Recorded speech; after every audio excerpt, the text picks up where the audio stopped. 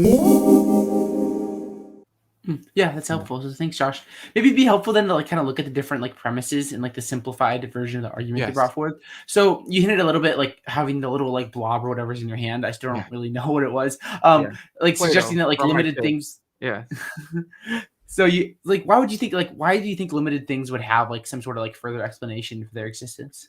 Yeah. So good. This is part of that principle of irrelevant differences. So here's a kind of a way that I think about it. Here's another little bit of reality that I found, and it has a certain number of sides, and it's having that number of sides has some cause or explanation. This bit of reality is not the foundational reality. But now I could ask you, like, how do you know that? How do you know this isn't the foundational reality? And you might give two kinds of arguments for this. One is you might think that the kinds of things we witness in the effects couldn't be produced by this. Like, this is the wrong kind of thing to produce everything else. Okay, that's one kind of Mhm. reason. Another kind of reason has to do with the nature of the cause itself. You might think this is the wrong kind of thing to be uncaused and unexplained. And why is that? Well, because going back to the principle of irrelevant differences, it doesn't differ from things in our experience that are known to have a cause or explanation. Things that we witness, even in our own consciousness, our own thoughts coming from other states. And if this thing doesn't differ in a relevant way, then that would be a reason to think that this thing is not ultimate. It actually has some cause or explanation. Now, what happens if we change the number of sides?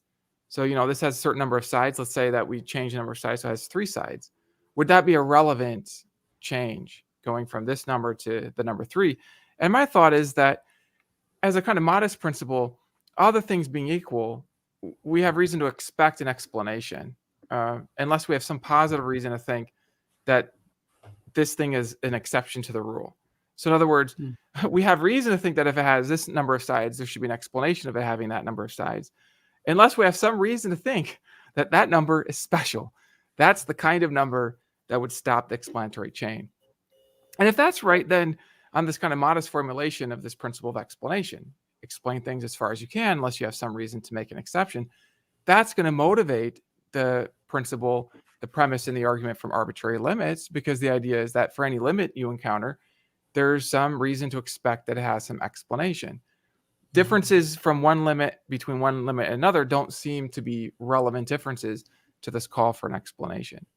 So Mm. that's, yeah, that's it. Yeah, I was gonna say I really like your explanation, Josh, because I think about it like we look at like limited things and like we have an explanation. It's like for example, like if my cookies are stolen, then I would expect that there'd be some sort of like explanation for like why are they stolen? Why would Yeah, is it maybe right. like three? Was it like my little sister or something like that? Hmm. So I like that because it seems like intuitive, and if you follow it all the way through, it seems like it's gonna like be a good like starter for this argument. Is looking at like well, we do really do expect the limited things to have explanations, at least in our general experience. Yes. Yeah. There's an expectation of an explanation. And, maybe somebody has some reason to think that, what, that cube over there could not be an explanation of that cube. That cube is Mhm. special. And so then if you have that reason to make an exception, then that reason can help you to stop that explanatory chain. But this is where that principle of irrelevant differences comes in, because it seems to me that mere differences in shape and size, and any kind of quantity, doesn't seem to me to provide that relevant difference. And so that's why I would expect an explanation of any kind of limit.